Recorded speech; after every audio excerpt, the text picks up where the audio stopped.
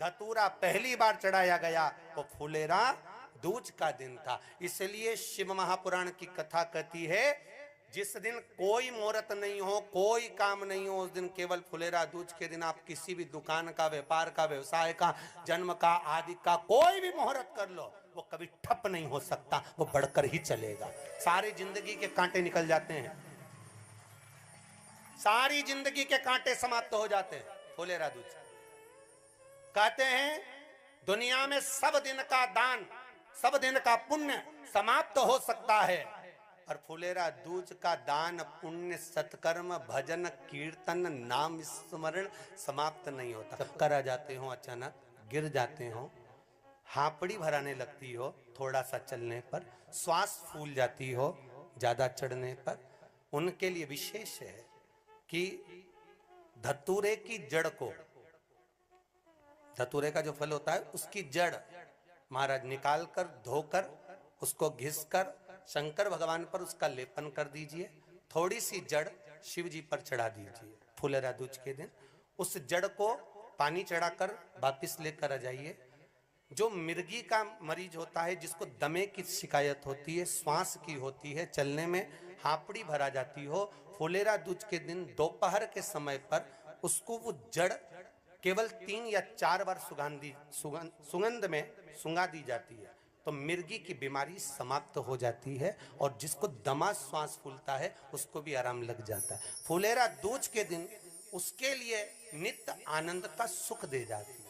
और भी ध्यान दें, जिसको बहुत भारी बीमारी हो, डॉक्टर कह रहे हैं कि ऑपरेशन की जरूरत है, ऑपरेशन कराना पड़ेगा, गांठ हो गई है, ये हो गया है, वो हो गया है, निवेदन है एक धतूरा फुलेरा दूज के दिन भगवान शंकर के शिवलिंग पर समर्पित करें, और 5 बेलपत्र नंदीश्वर भगवान पर अर्थात भगवान नंदी पर समर्पित करें। जीवन में कितनी बड़ी भी बीमारी होगी वो आगे नहीं बढ़ सकती, ऑपरेशन की जरूरत नहीं पड़ सकती, वो केवल फुलेरा दूज पर हो,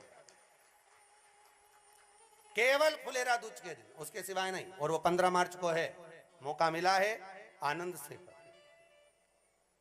धतूरा होता है विषैला। कैसा होता है?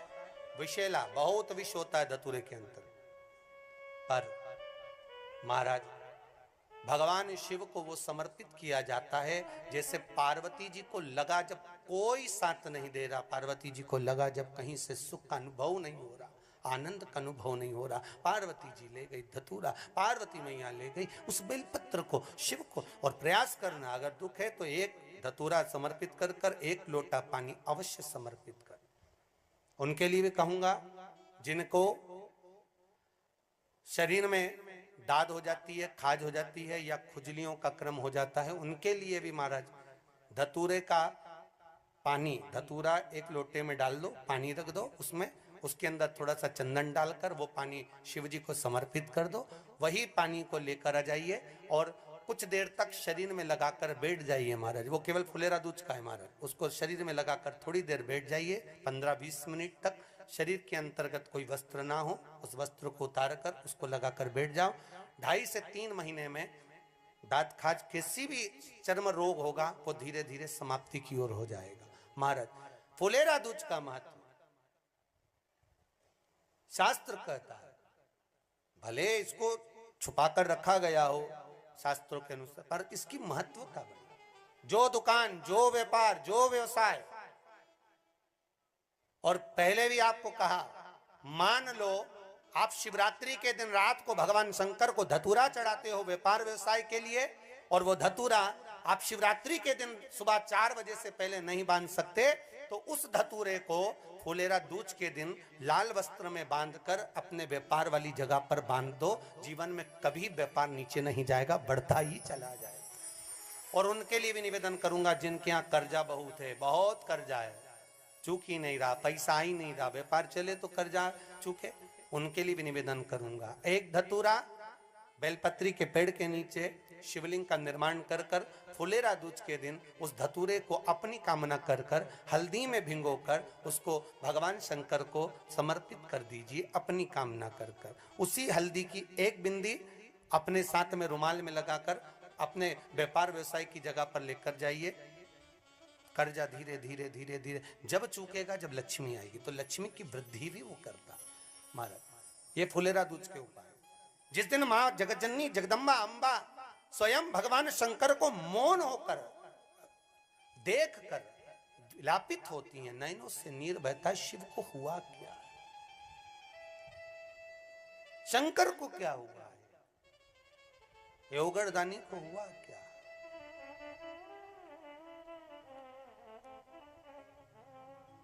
नयन जलता मैं तो बैठी थी गंगा किनारे, मैं तो बैठी थी गंगा किनारे,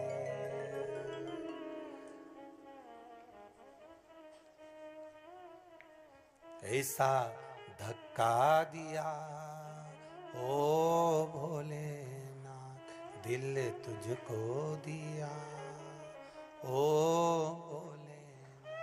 भगवान शिव ओगड़दानी, त्रिकालदर्शी, कैलाशी, अविनाशी, इस चित्तवृत्ति के मन की बात को धारण करने वाले,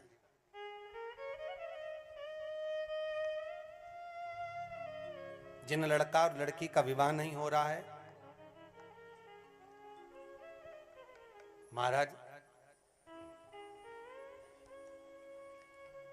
विवाह के लिए बहुत परेशान हो गए, उनके लिए भी 5 बेलपत्र, 1 धतूरा, 5 शमी पत्र अशोक सुंदरी वाले स्थान पर, चाहे मंगल हो, चाहे राहु हो, चाहे केतु हो, सारे ग्रह भले अनुकूल है नहीं है, प्रतिकूल है नहीं है, वो अपने अनुसार उसको लेकर शमी पत्र, बेलपत्र और धतूरा हाथ की हथेली में रखकर, जिसका मंगल विवाह नहीं हो रहा, बहुत कष्टप्रद है, हाथ में रखकर अशोक सुंदरी, अशोक सुंदरी का स्थान सबको मालूम है ना, भगवान शंकर की जलाधारी पर